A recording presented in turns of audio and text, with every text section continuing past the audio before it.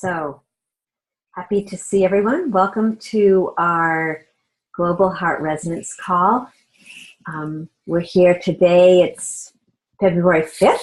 We've made it through the 2 super full moons and the eclipse. So many of you might be experiencing some dramatic shifts. Many people that I've spoken to have. So today, this is an opportunity to really come into a deeper wholeness and integration around all the energy that's moving. And so this call is coming together. We call it at the OASIS, receiving and being nurtured and vitalized for the work that we're doing in the world. And we're here as planetary stewards, committed to good of the whole, listening and speaking from our hearts and intentionally expanding this resonant field of love. And we invite everyone just to open your breath, relax into this call. And just for some of you that might be listening that are new or coming on the call that are new, this is just an opportunity to deepen into what we're talking about as the quantum field or the heart field or the unified field. That we as planetary stewards of good of the whole, our shared purpose is really to be a part of that shift in mass consciousness, transcending this one worldview of scarcity and fear and transmuting that and advocating a greater worldview which is inclusive and transformational and supporting this cultivation of this ethos of wholeness. And as we come here, we love to dive into this watering hole. It's a powerful place where together as a group, resonant field, it allows for a deepening and a sense of harmonic connection with this universal intelligence. And we understand here that the whole is greater than the sum of the parts. And as we act in service to the whole, we are fed and nurtured by the whole itself. This is a loving intelligence, allowing what hasn't been seen to be seen and really birthing a new field of awareness and possibility. So welcome to our Good of the Whole Global Heart Resonance call. And this morning, we're blessed to have Julie Kopp from Good of the Whole, as well as Dinama Machado, and she's going to be opening this hour with heart resonance. We always start with heart resonance, and then I'll share a little bit about the topic and a few guide rules. And this is a participatory call, so please feel free to join in and really share your heart's expression of what's moving in the field, moving in your heart. So with that, I'll turn the pass the talking stick to Dinama, and I'm complete for now.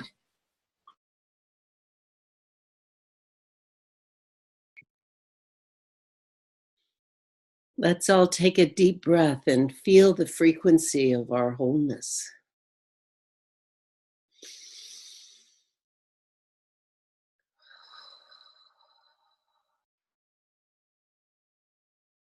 Feeling the breath of life filled with water, the universal communicator and connection of our oneness.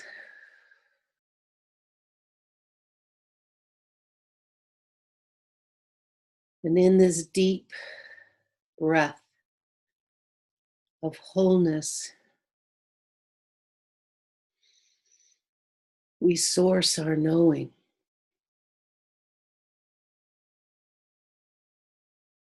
The truth, the innate being we are.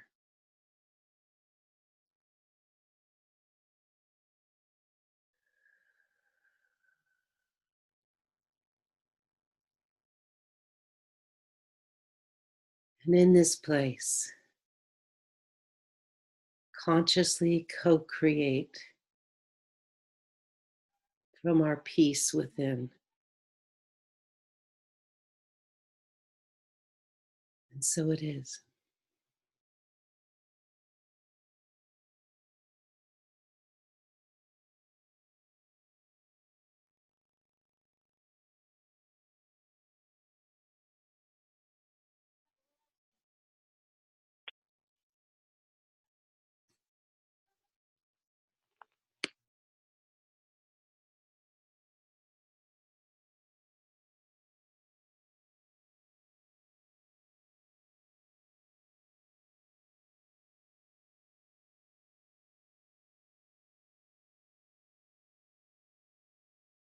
Shelley, I can't hear you. Thank you. Sorry. So what I was saying was just following that thread of this home frequency that Janama spoke of. I just want to mention a couple of things, which is if you're on a cell phone, you can scroll left, and that will allow you the visibility of seeing who's on the call. And we invite that to really see beyond the physicality into that state of presence and while you're looking at someone. As well as if on the computer, there's this, up on the top right-hand corner is a gallery view, and you can press that as well and click on that, and you'll be able to see the full group as we move along. So with this call, just some simple guidelines and just staying with that connection, feeling that our interconnectivity as people are just popping on. Just 5 simple guidelines to follow as we're on this call. It helps to build this container, and as well as holding the energy and intention of resonance. So here we're focusing on the emergent field itself. So it's less about our individual whole or whole-ons, as Julie's been speaking about, but it's about the collective consciousness. So as if we're in a circle, the center of that circle. And we're here just consciously listening to what is that emergent thread, as if we were a shuttle. You know, we have a weaving loom.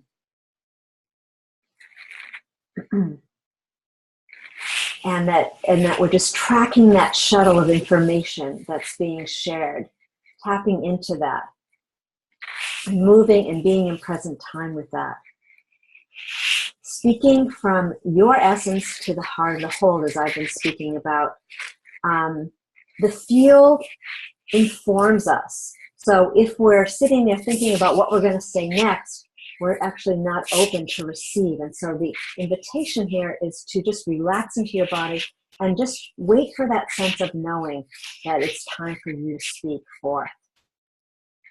And we love the pause. We really invite this sense of this liminal space where that information does come in. We trust here. We have a growing trust in the silence. Sometimes it makes some of us feel uncomfortable. And just to be with that and to trust that and see there's a gift in that. And simply, when you're done speaking, and we invite you to speak from 1 to 2 minutes, and you can speak more than once. This is a growing consciousness, and where all kinds of information comes through. So speak just 1 to 2 minutes, and then allow that to keep developing this informational field, or the dialogue, this conscious conversation. And with that, we'll move on to our topic this morning, which is Drawdown. So this is a new book. Hey, Shelley. Yeah? Oh, thank you. Can you mute the phone before you read? Because there's very loud, distracting noise. Okay. Sorry. Okay. Thank you. So thank you. Thank you for saying that. So yeah, so if you're not speaking, I guess that's another little thing I should share. If you're not speaking, then put yourself on mute so that we can keep the line clear. So Drawdown. Drawdown is a project that has been inspired by Paul Hawken, and many of the researchers, scientists, therapists, all kinds of people that he's been working with. And essentially, he spoke to, in his research, discovering that the blueprint for what we've been looking for as a collective, to really focus, and the focus here is on climate change, that this collective of humanity's wisdom, this blueprint, is actually already here. And that in listening to that greatest story, and he's compiled it in a way that's gentle and not fear-based, but coming from love, and really offering a whole perspective.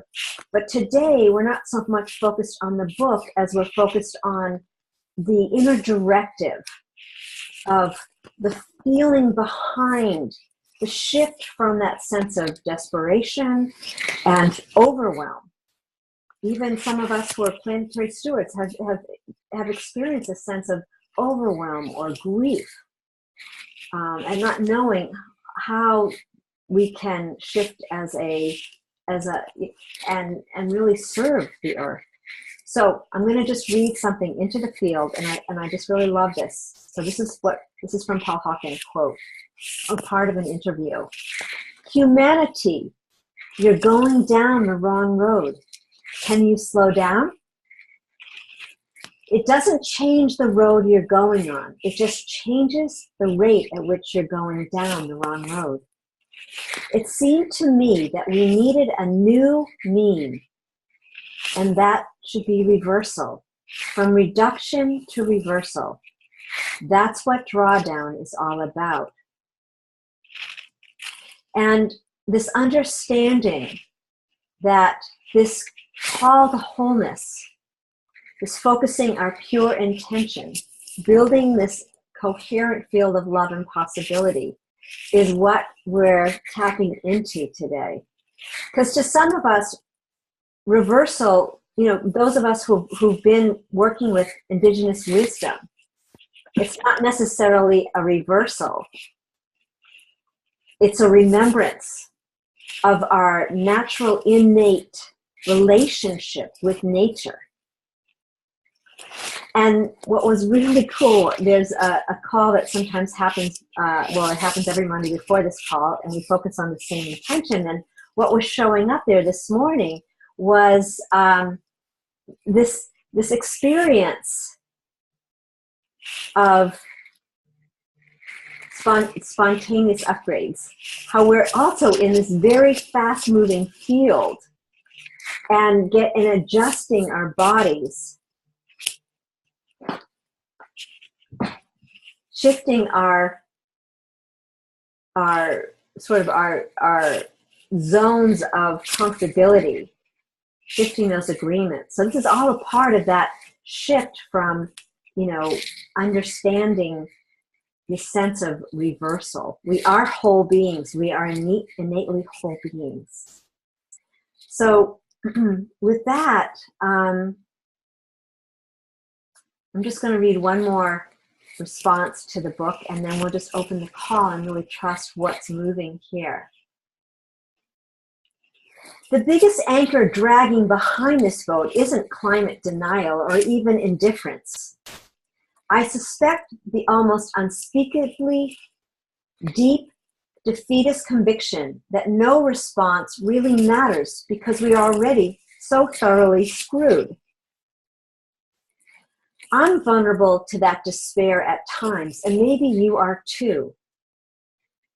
This is just not an antidote to fear and despair, but a foundation for understanding and supporting the kinds of change that are really coming at every scale, from our household, to our companies, to our communities, to the country, state, and national government.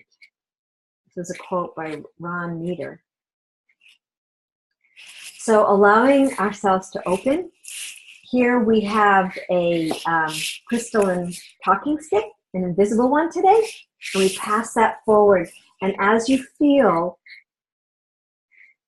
that impulse of evolution, that effervescence, authentic self wanting to come forward, just feel free to please share your name, because there are people on the call who can't see you, and give a little space in between the shares so that people that are on the phone will have a chance to unmute. It takes them a teeny bit longer. So with that, I pass this talking stick forward, and I'm complete.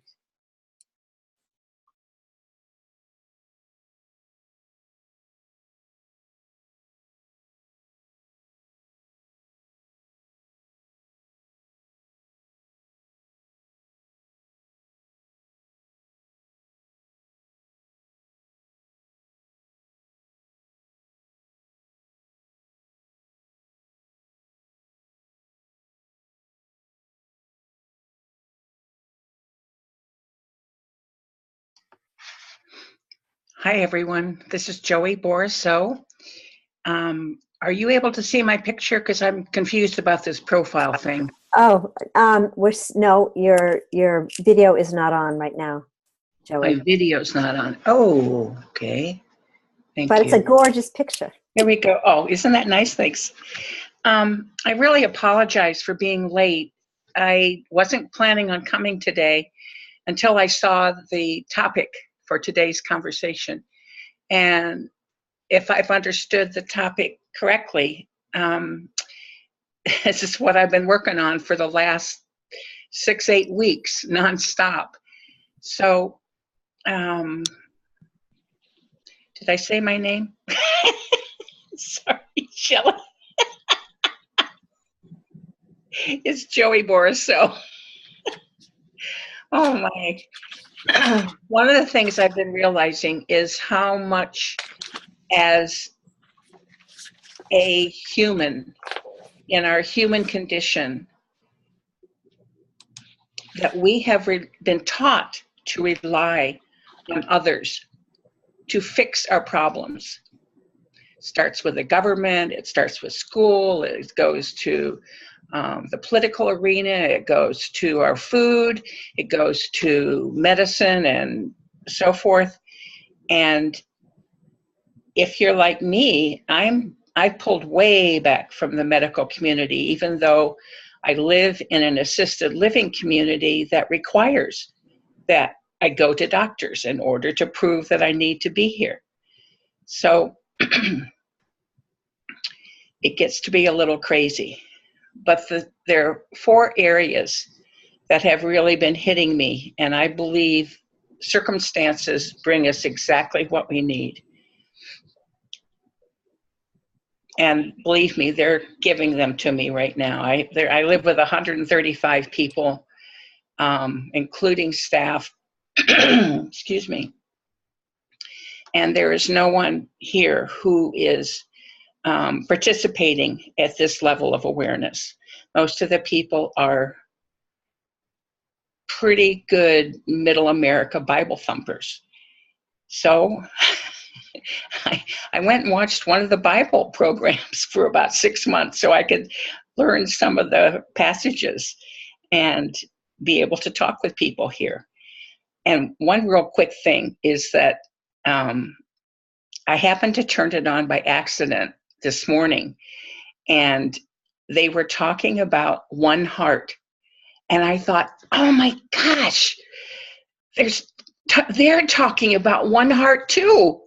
And I was so excited because the last time I turned it on, they were talking about supernatural. And I went, what? They're talking about supernatural? And so everything's moving. That's what's so exciting to me. Everything is moving. Back to the original. The 4 areas that I have primarily been given an opportunity to look at in myself are codependency. How much am I looking to someone else for what I need? Victim. It's always someone else's fault that I feel this way. And there may be a legitimate reason, but if I'm still playing in victim, then I've got to do my victim work and clear that out of my being. Another area is expectations. What am I expecting to happen as a logical result of a certain condition or a certain event. I get fouled up every time on expectations because nothing is working the way I expect it to. So I'm having to let those go too. There was one other. I made a piece of paper. Let me see. Oh, I want someone to fix it. Someone else to fix the problem. So that's my contribution for today, or for so far. And I thank you all for letting me in so late. Sorry I missed your opening, Shelley. I hope that what I'm saying fits how I thought was going to. So I pass the crystal and wand back to the next person. Thank you all.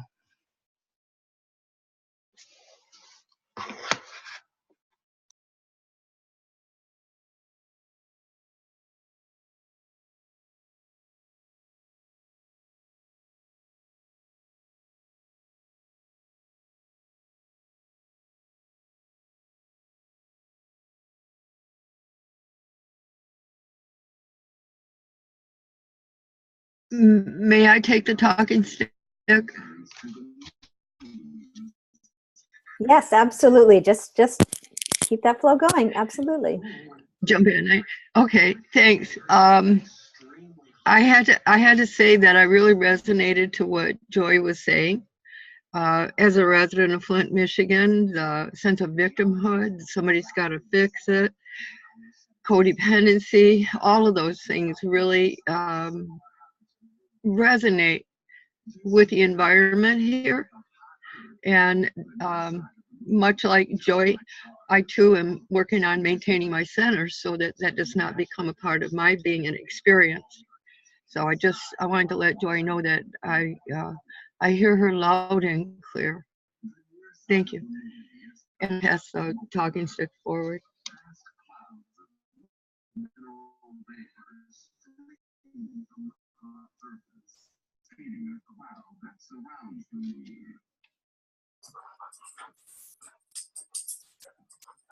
Carol, if you could mute yourself, that'd be great. Thank you.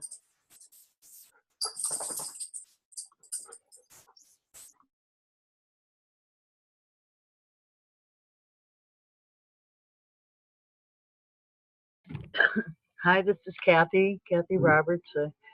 I was Red Clover when I went in anonymity, so perhaps you see me that way. I'm feeling the culmination of this. You know, I was thinking earlier how Paul's first book was Blessed Unrest, and I'm kind of feeling the culmination of that blessed unrest, begging us to go into some kind of regenerative place. And I don't know, it's just the conversation earlier today was the many means, Michelle was speaking so good about how many, different ideas and models and how we longed for, just that if someone could see it how I see it as we move forward. And when we gather like this, I know I'm with some of the most beautiful, powerful voices. I've been so grateful for the vocal cords of late that I get to hear so much wisdom. And I've intrinsically known for so long that really all I can change is the 10 feet around me. And that, I guess, I keep running into this frustration of a longing to take. I loved how she talked about how we're the human, whatever, the needle, that if we could just bring these things together, I've kind of had that sense. And anyway, I just feel this almost a culmination of the blessed undressed, showing us such regenerative capacities. And You know, I look at Shalania and I think about retelling the story of the great peacemaker who walked on the earth, who can show us how to live in attunement with the natural world, how to sing with the soul of the world in different ways than we do now, in ways that our uploads don't allow for. And just some thoughts on this moment from me. Thank you for listening. I'll return the talking stick.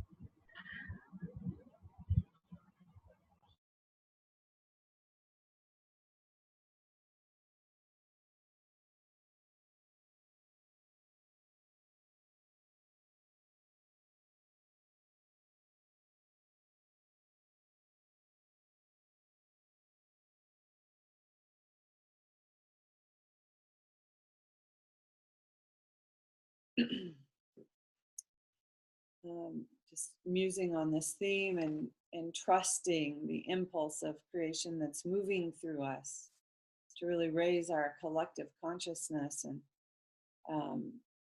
the continuation of a conversation from this morning of looking at different levels of consciousness. And a year and a half ago, I was in a meeting and we were Skyping in with Ken Wilber. And in the meeting, all these visionary leaders were saying, we've got to hurry up and wake people up. We've got to hurry up. We are the ones to wake them up. And so the whole meeting, 3 days worth, was, what do we do? What more can we do? What more can we do? What more can we do? We've got to hurry. And then we Skype with Ken Wilber. And Ken was describing levels of consciousness in his way of, wake up, grow up, show up, clean up. And he was talking about levels of consciousness and how it is what it is. And literally, we have one world that's built in lower consciousness of separation, and another world that's emerging and evolving out of higher consciousness. And so in the meeting, I said this to Ken. I said, here we have these two different worldviews, one built on the bottom half of the chart and the top half of the chart. If you split them in half, it really is separation consciousness and unitive consciousness. So I said, what do we do? What can we do? If we have to hurry up and wake up from 5% to 10% to turn the ship around. And Ken said, we just need to love everyone. We just need to love everyone right where they're at. And when we love them right where we're at, that will wake people to their next level of consciousness and their next best steps. So I loved that, coming from Ken Wilber, and that sense of urgency, that is what will reverse what Paul Hawkins is talking about. That is what we're doing right here today, of resting in resonance and just being in love is the medicine. And with that, I'm complete.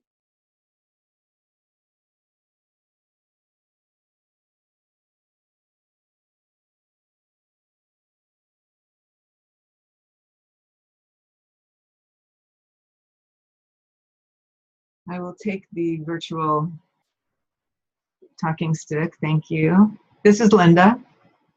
And following the thread of just loving everyone,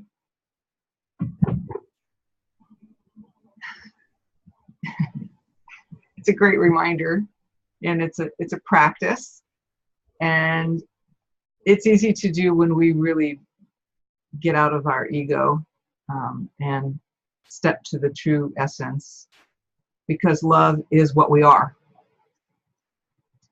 And we are what we are on this planet, which still brings us back to the 3D world. So in my consciousness, sometimes there's the separation. It's like, but I know we're more than our physical bodies. We're spiritual beings. We really are energy and light. And that vibration of love and generosity. But then I'm on Earth, and Earth is very material. It's what we need in these physical forms to survive. So again, I'm trying to understand in my own head this separation of what our essence is and then what the material matter of earth is, because we need both of them. And it's so interesting that this was the subject. I don't know if it was my post that inspired it or whether I was just really in sync, but I posted something about Drawdown last night. And so we're definitely on the same page with this, because I find that I need, and what Paul Hawken says, it's not hope. It's not hope that we need, it's fearlessness. And in so many of our teachings, we realize that, okay, again, there's the separation. There's fear or there's love. And can love fit into that sphere of fear? And does fear fit into love? It's like the yin-yang symbol. And I want to say yes to both. Sometimes we want to love so much, but we're afraid to love because we're afraid we'll get hurt. But when our love is so, so strong, then that little bit of fear can rest inside of it. So I think in picturing that yin-yang, like do we love more? Or are we fearing more? It's always the love that helps us move to the place of whatever is next. And I used to feel that there's this urgency, and sometimes I still do. I think that the toxins that we're pouring into the waters and what we're doing with the spraying of chemicals on our land and our soil and the degradation of it, I think there's an urgency. And so when I hear slow down, there's that part of me that understands the balance of it, the yin-yang of it. Slowing down to really get clear on what's mine to do. And if we can take little steps in drawing down and changing the story of how we're living life on planet Earth, then I feel I'm living my purpose as a steward of the earth and of my spiritual growth. So it's just the thoughts coming to me and opening my heart and placing the talking stick back in the center. Thank you.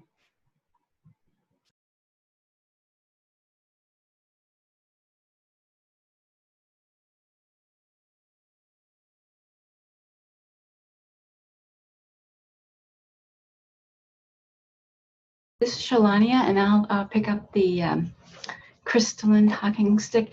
And thank you, Shelley. Beautiful presence that you have. And I just like to say that I think there's so much power in stories. And I think that the stories that we tell ourselves are so important to what we can walk into with love instead of fear. So that if we,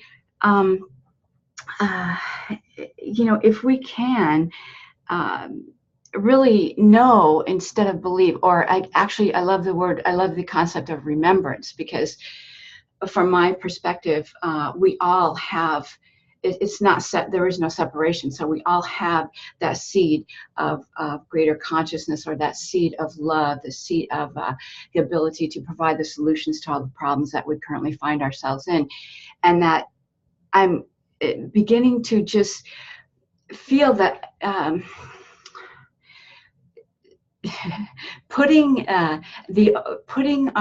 trying to work and move into something new while using the templates or the words or the stories of the old paradigm really can hold us back. So I feel that efforting too much. I'm just learning this in the past few days. Efforting, and it just feels that that is more or less just working at the level of the problem instead of rising above it and moving into. And so as I'm continually, in my life examining and growing and things like that, I feel that it's fading away. It seems to be fading away more. And as it happened, things rise up and come to me, or situations come to me where I meet people, or for instance, I got on this call today, just because I don't know, however I did, but anyway. So I think the stories we tell ourselves, we have that seed of wisdom within us, and we know who we are, but some of them are embedded so deeply from, education, and then women have all kinds of other, layers of distractions that keep us from remembering. And so I think to the degree that for my personal self and putting it into this field here, the degree that we can see this as this natural progression of consciousness, that we'd be less caught in fighting old ways of doing things, and just opening to remember and receiving all of the beauty of the universe that's out there. Because there, if there is no separation, then it's not going to bring us into fear and separation. So if we open to it and allow the remembering to come forward, and that may seem difficult, but I think it gets, for me, I feel like it's each time I come onto something, situation, or working with a problem, so trying to make a solution, that the more that I can stay in what I know is the truth, the easier it gets the next time. And then, so I think I'm going to stop there, because I hope that's coming across from my heart, and that you can understand what I'm saying. That it's clear. So thanks for listening, and I'll put the stick back into the circle.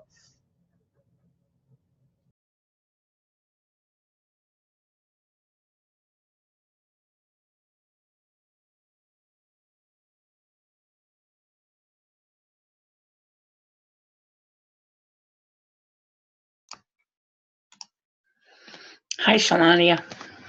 It's nice meeting you in person. And I really appreciate what you just had to say in the sense of stories. For me, stories are the best. They're absolutely the best. And everyone here, I'm sure, knows why.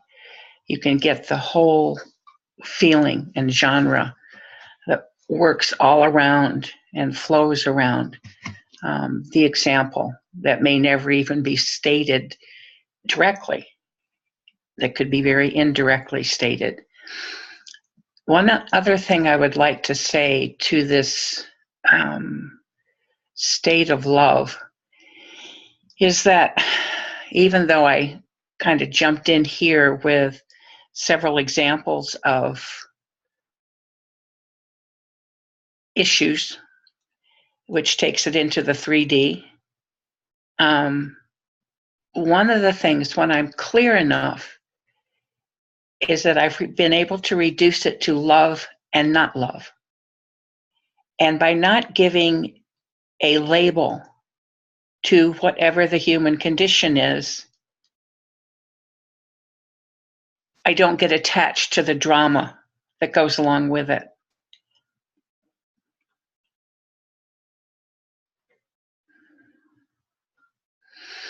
So that's, I think, all I want to say about that. And thank you all very much again. I just enjoy being here so much.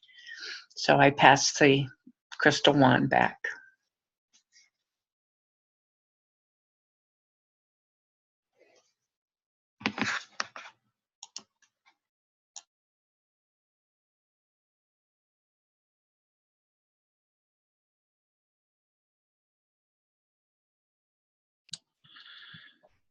When I was a kid, there was a dairy called Cloverland Cows.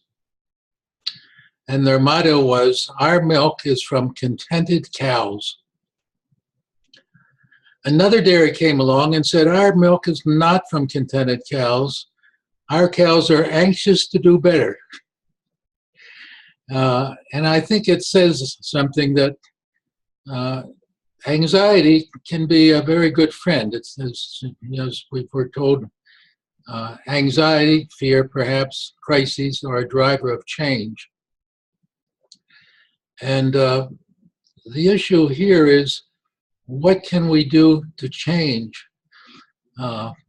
Love has many different facets. And we're born in a kind of love that we call tribal love. We see it in every animal. And it basically says, what's good for me and my family and my tribe for here and now? That's the kind of love that we see in most dictators. It's the kind of thing that drives countries to say that our country is the only one and the best one.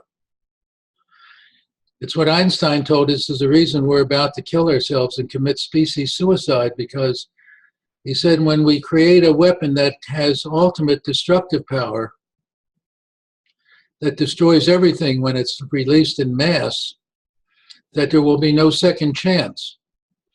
And as evolutionaries, we know that animals are designed to be part of a tribe, that is to have tribal love. If they don't have tribal love, our ancestors could not have survived if we didn't have allegiance to our tribe and love our tribe and be prepared to kill the people on the other side of the tribe because there wasn't enough food. And then Einstein told us we've developed the ability to solve problems using our mind rather than learn by trial and error. That is, we can make our errors or mistakes in our mind, in our consciousness. That is not on a physical basis, but we can do it before we turn it into the common reality we share. So if we make our mistakes before and then we introduce ourselves, that's a different kind of love, that we can go from tribal love to unconditional love. And I think that's what we need to teach ourselves. What Joey mentioned is that we're taught to be dependent on other people. But it seems to me that we're also, another way of saying that is we're not taught to be independent. Yes, it is true. As a child, we don't have the ability to love ourselves. We're totally dependent on our teachers. And if our teachers tell us that our tribe is the right tribe, and if you don't belong to our tribe, you should have your head cut off, that's perfectly normal behavior. And unfortunately, most of our world, as Einstein again told us, is insane. Because he said also that when we try to solve the same problem that causes a problem with the way we've been thinking for the last billion years as animals, then what's going to happen is, and we expect that we're going to have a different outcome, that is insanity. So what I suggest to you is that we are basically born normal, but not sane. That is, it is normal to have tribal love and say, what's good for me and my family and my tribe, but it is insane when we have weapons that lead to total destruction, when we have a lose-lose situation. We all saw the Hawaii situation, where someone made a false alarm and where people were putting their kids down sewers and calling their loved ones and saying goodbye. I don't think anyone rushed to pay their bills to avoid a late fee. That wasn't the action that was precipitated by someone saying that we're going to have a bomb and this is real. So I think that an incident in Hawaii can wake us up. To talk about Ken Wilber waking us up, I think that's probably good, but I think the issue of loving ourselves is sort of an empty statement. I think we have to not just love, I think we have to learn how to love. We know how to engage in tribal love, and if we look around, we don't like to admit this, but most of our world, including in many ways ourselves, are insane when we think we're going to solve this problem the same way. So I think we need a newer way of thinking, and what we have to do is, there are two, I just want to suggest, there are two secret love creation skills that we don't teach people. And they are available, they're easy to learn, easy to teach, they're rapid. The first one is called emotional self-endorsement. That is, when we get to be an adult, we can take responsibility for ourselves and no longer be love junkies, where we run around being dependent on other people to say, will you love me? We have the ability to get up in the morning, look in the mirror and say, I am such a hot sketch. I really love me, unconditionally, instead of looking in the mirror and putting ourselves down the way we've been taught to do. So that's the first love creation skill that we don't teach ourselves. The second love creation skill is one where we could teach ourselves to use the first skill, that is to emotionally endorse ourselves when we do our reasonable best. Most people put ourselves down when we don't reach perfection. We make such expectations of ourselves as rather inadequate human beings that we tend to look in the mirror and say we're pretty stupid, we're inadequate, and so on. We don't spend much time in taking responsibility for ourselves. So I just suggest to you, there is a new version of the golden rule, and that rule is love ourselves with the abundance that overflows to enrich the world. If you don't have love yourself, it's hard to give it away. It's very hard to give away something you don't own. And I don't think we spend enough time teaching people to love themselves. So I've shared some thoughts that I've had for a long time, and thank you for allowing me to tune in here as your single male component. And I am complete. I'm really not complete, but I'm going to stop talking.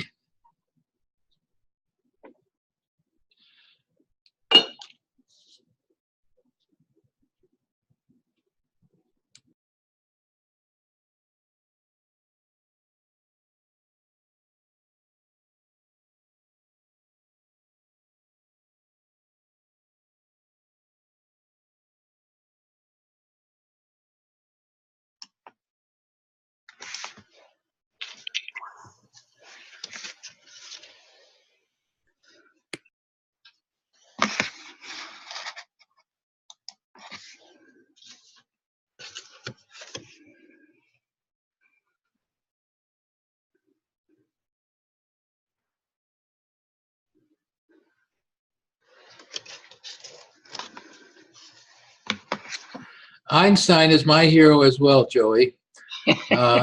Yes, Einstein, many people say he's the brightest person that ever lived. When they talk about a bright person, they say he's a real Einstein. So we know he must be, they don't say he's a real John or Harry or Mary or whatever. He's a real Einstein. And what Einstein did was, number one, he found the most powerful physical means, the most powerful physical power when he discovered the formula E equals mc squared to release the energy of the sun. And therefore, he's often called the father of the bomb, which is not his favorite way of thinking of himself, I'm sure.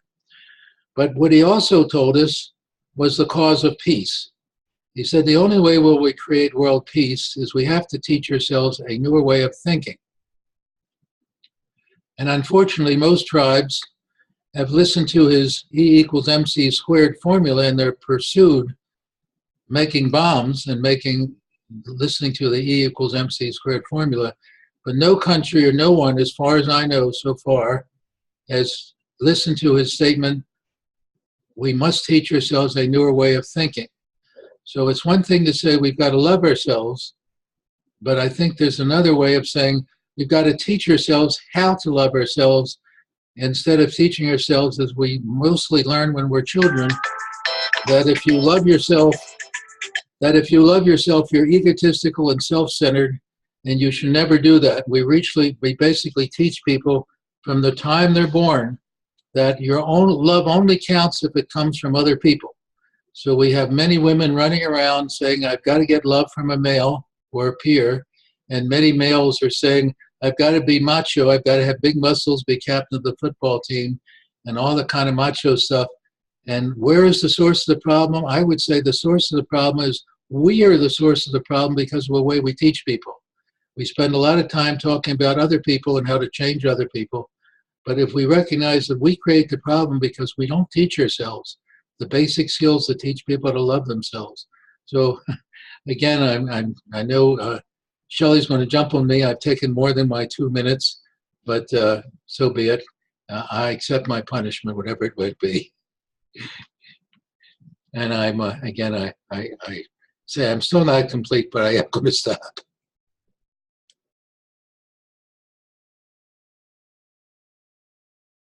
Family difficulties in helping out intermittently, so you'll see her popping in and out. So Julie can't hear you at all.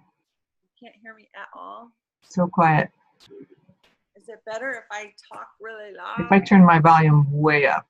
Is that better? Yeah. What I was It's saying, still- it's still. Let me. Oh, go. That's good. Is it better? Let's just say I'll Yeah. just headset. But Shelley is intermittently in and out, and so I'll hold the space here for us as we continue the call. So no punishment at this point, Dawn, but I want to pull that thread because I think one piece for really shifting our consciousness into this world that we're all dreaming of and being the change that we want to be is really that this self-love piece. I'm going to pull that through, Dawn. Thank you. In that, when we really understand there is no separation from self, from others, from earth and the sacred, then self-love means something very different than ego self-love and separation. And so I just want to drop that in because the love of self as planet changes our whole relationship with the earth. And the love of ourself as other changes our whole relationship with others. Talking about world peace and sustainability on our planet. So I'm just going to advocate that we shift our relationship. Siri started talking to me. She said, "Who, me?" Who, me, Siri? I'm like, what? But that we shift our relationship with ourselves as interconnected being that we are, one being, one heart, one love. And that will literally be a new prescription for our planet, for world peace. So thank you. I'm complete. And I will be watching the clock. I'm encouraging anyone that hasn't spoke. We have about 5 minutes left on the call. If anyone feels to put their voice into the circle and presence themselves or drop in wisdom following the threads, you're welcome to do that. We have about 5 more minutes.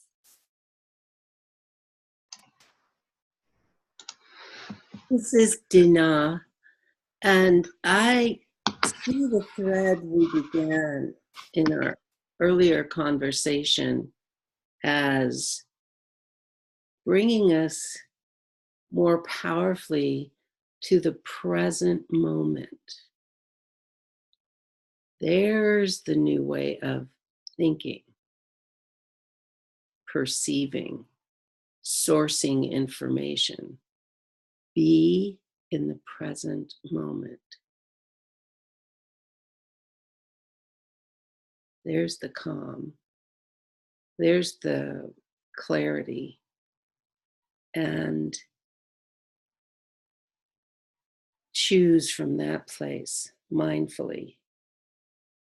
There's the power of our co-creation. And I feel the invitation in this drawdown awareness. It's calling us to embody our knowing right now in wholeness, unseparated, fully embodied, and trusting that, loving that, and let that create. I'm complete.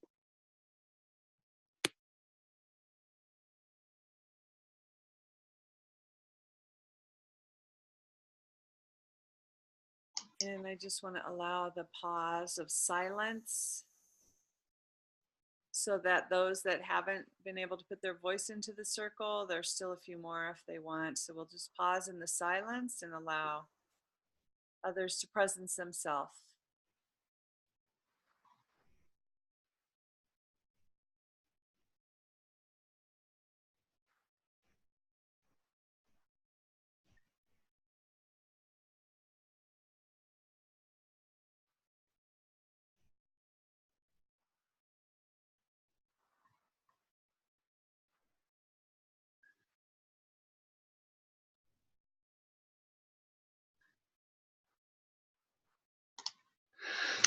Well, sorry, Julie. I want to just jump in for a second. This is what I have to say is pushing me too hard to keep it quiet for now. I'm coming to a place where I know I am love. That's bottom line. I am love, and we are all love. Every single one of us are love. And everything we're talking about that is not love is like an overlay that we put on ourselves to come and experience separation. And we've gotten lost in the overlays and all their nuances. So when I can remember, excuse me, that I am love, it makes it easier for me to keep from going to not love and all the other ways that I have taken on. And one more piece of that is I believe each of us has come to do certain areas of not love and to clear them for the whole planet. It's not just about me or you or this person or that. We came to clear that particular construct of separation for all, because we are love. We can do it. Thank you for letting me have a moment.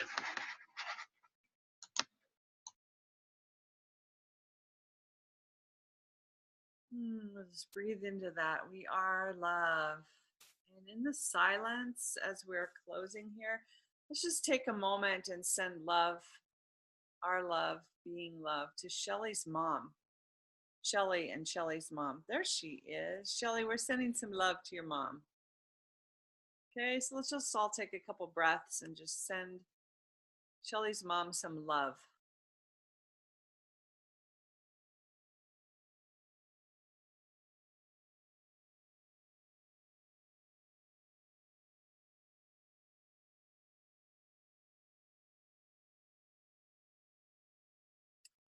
And Shelly, if you're still there, I'll let you close with your collective yum.